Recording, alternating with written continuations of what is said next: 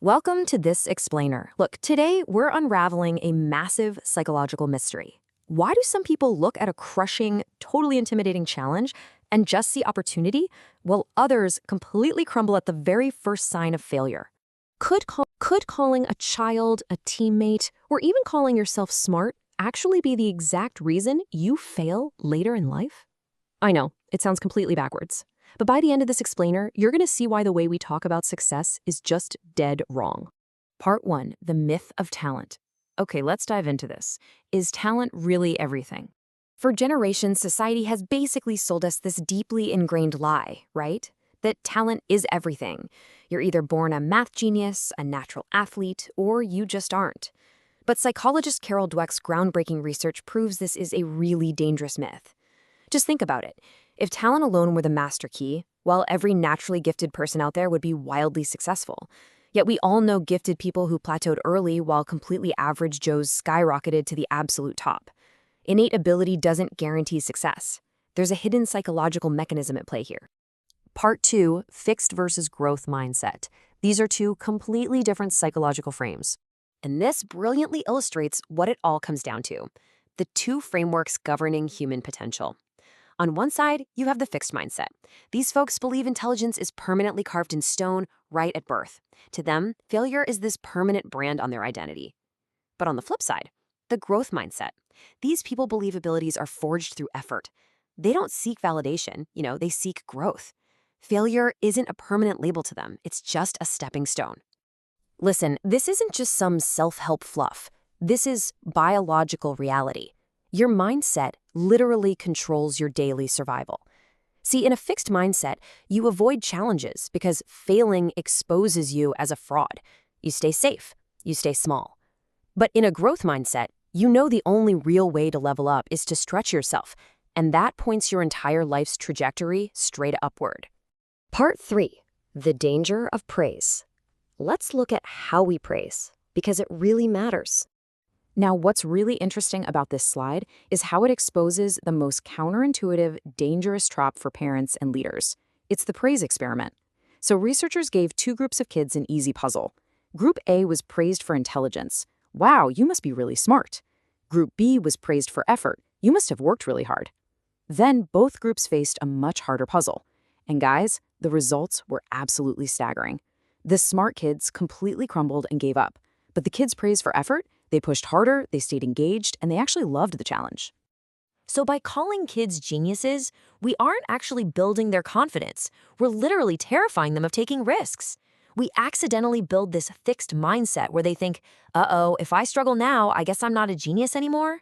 Praising talent creates a paralyzing fear. Praising the process, though, that creates an unstoppable work ethic.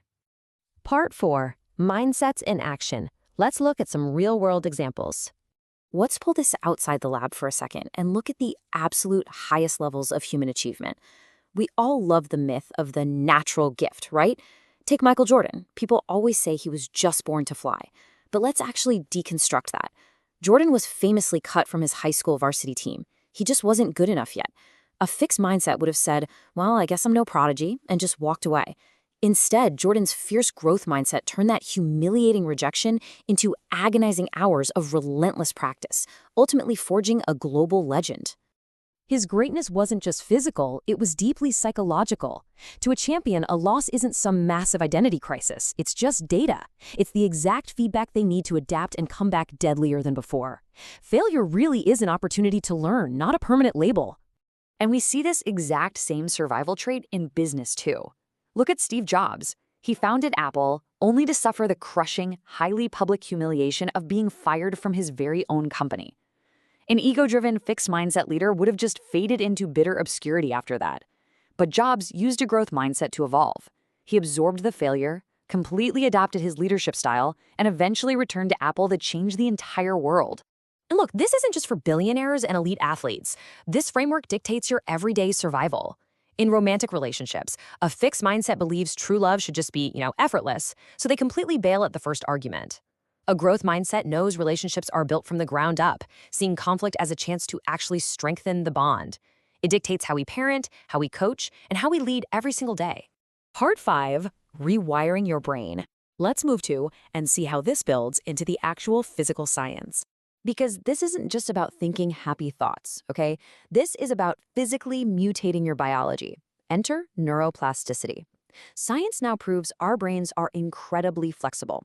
When we push through agonizing challenges, when we struggle, fail, and try again, we literally forge brand new neural connections. The actual physical wiring of your brain changes when you exert effort. This completely annihilates the myth of limited innate ability. You are absolutely not stuck with the brain you were born with. By leaning into difficult tasks, you are essentially lifting weights for your brain. You're building physical pathways that make you tangibly, measurably smarter over time. But to actually pull this off, we have to win the silent war happening in our heads.